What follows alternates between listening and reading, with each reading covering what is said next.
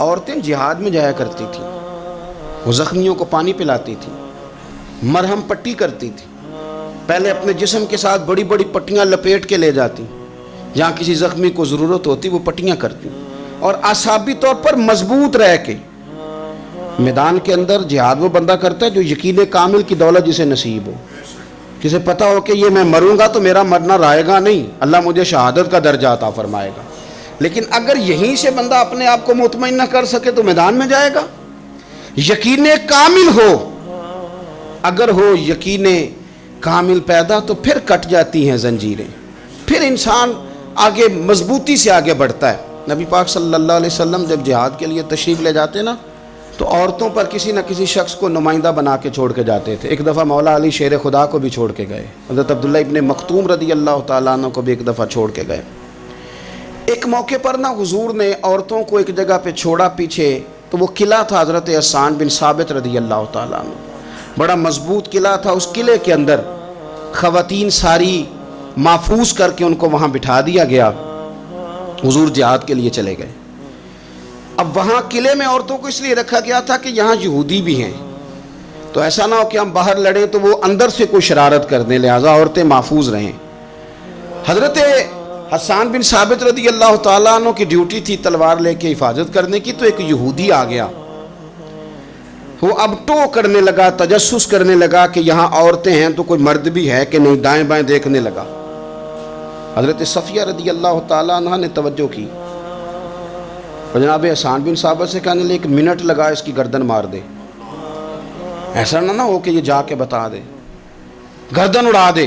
حضرت حسان بن ثابت ذرا تھوڑی کوشش کرنے لگے، ارادہ کرنے لگے، آگے بڑھنے لگے، تو ابھی وہ تیاری میں ہی تھے تو حضرت صفیہ رضی اللہ تعالیٰ عنہ خود نکلی پیچھے سے ہو کے، ذرا سا ایک ستون کے پیچھے چھپی، ہاتھ میں بڑا سا ڈنڈا پکڑا، وہ آپ کے قریب سے گزرنے لگا۔ تو یہ خاتون کی بات کر رہا ہوں، خاتون کی، کسی مرد کی ضرورت ہے عورت کو تنگ کر جائے؟ شرط یہ ہے کہ عورت کے اندر بھی تو غیرت ایمانی ہو نا، اس کے اندر بھی تو وہ قوت ہو نا، ایسا نہ ہو کہ وہ کمزور پڑ جائے۔ ہاتھ کے اندر ڈنڈا تھا، جب وہ یہودی پاس سے گزرنے لگا تو اللہ اکبر کہہ کہ بی بی نے اتنے زور سے مارا ڈنڈا، حضور کی پپھو نے ایک ہی ڈنڈا کھایا اور وہ زمین پہ ڈھیر ہو گیا۔ حضرت صفیہ نکلی اور جناب حسان بن ثابت سے کہنے لگی مجھے آتی ہے شرم، کیونکہ جب کسی کو مار دیا جائے تو اس کا مال مال غنیمت ہے نا کافر کا، اب اس کی زرہ اتارنی ہے، اس کی تلوار لینی ہے۔ فرمایا مجھے شرم آتی ہے، وہ مرد ہے، اس طرح کرو مار میں نے دیا ہے، سامان تم اتار کے لے آؤ۔ یہ قوت تھی مسلمان عورتوں کے اندر، یہ شوق تھا، یہ جذبہ تھا۔ ہمارے ہاں نا وہ روز روز کی کمزوریاں، عورتوں کا روز آنسو بہانا اور جہاں بھی سنانا دھوکھی سنانا، اس نے انہیں کمزور کر دیا۔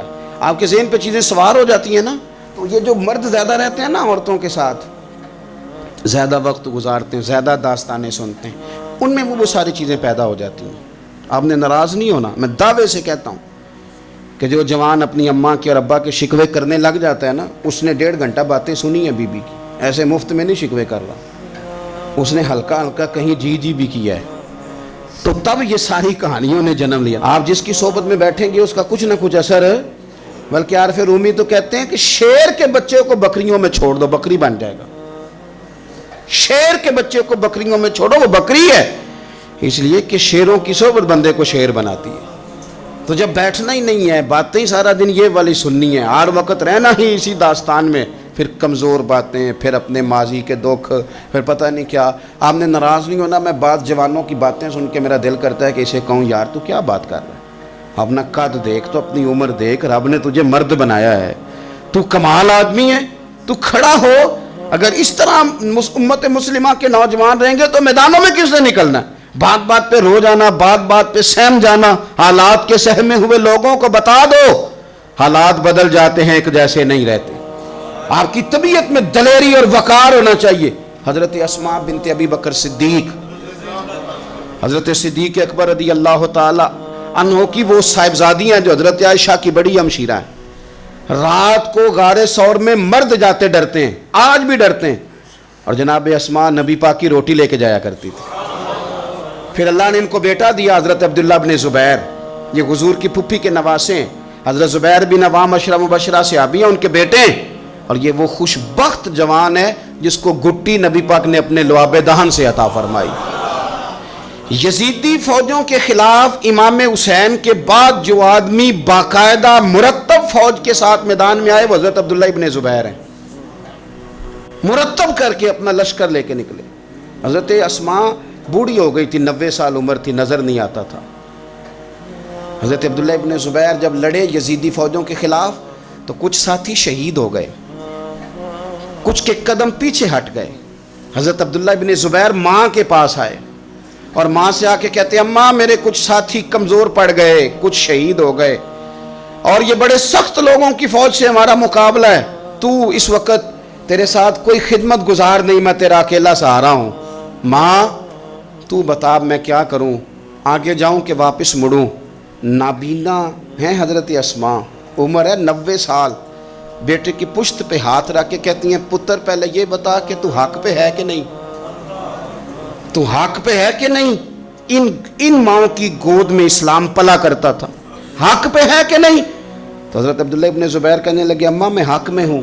تو حضرت اسماء کہنے لگے پتر پھر میدان میں جا اور میرا پتر ایک میرے ساتھ وعدہ کر، کوئی بھی تیر پشت پہ نہ کھانا، سارے سینے پہ کھا کے آنا۔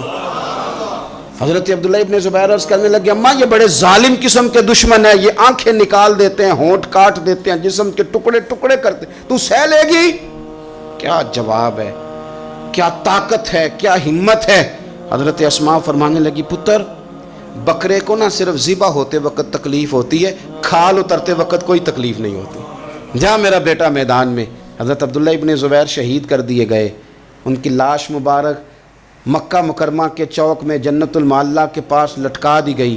حجاج بن یوسف نے حضرت اسماء کو بلایا اور بلا کے کہنے لگا تجھے پتہ ہے تیرا بیٹا لٹکا ہوا ہے؟ فرمانے لگی ہاں مجھے پتہ ہے، یہ بچپن سے ہی شاہ سوار ہے، یہ گھوڑوں پہ رہنا ہی پسند کرتا تھا۔ اور پھر کیا جملہ کہا، حجاج کے لوگ کہتے ہیں یہ فوجوں میں اور تلواروں کی جھنکار میں کبھی نہیں کانپا تھا، پر حضرت اسماء جو نابینا ہیں ان کے جملوں نے نرزہ طاری کر دیا۔